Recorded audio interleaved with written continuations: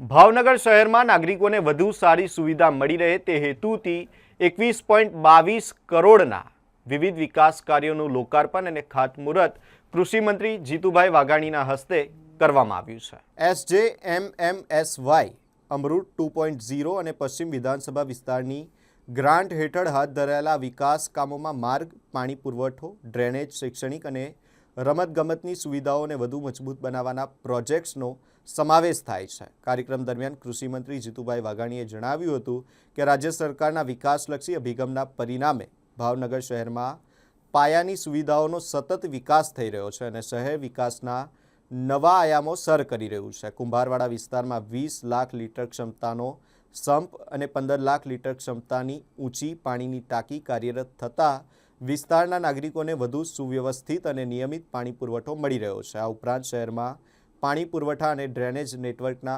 Upgradation સાથે વિવિધ વિસ્તારોમાં નવા માર્ગોના નિર્માણ અને સુધારણા કામગીરી પણ હાથ ધરવામાં આવી રહી છે। લોકાર્પણ અને ખાતમુહૂર્ત કરાયેલા વિકાસ કામોમાં આરસીસી રોડ, પાણીની line upgradation, drainage line, swimming પુલનું નવીનીકરણ, શાળાઓમાં રિનોવેશન અને રમતગમતના મેદાનોની સુવિધાઓ જેવા અનેક કાર્યોનો સમાવેશ થાય છે। આ વિકાસલક્ષી કામોથી ભાવનગર શહેરના વિવિધ વિસ્તારોમાં નાગરિકોને ગુણવત્તાસભર સુવિધાઓ ઉપલબ્ધ બનશે અને શહેરના સર્વાંગી વિકાસને વધુ વેગ મળશે।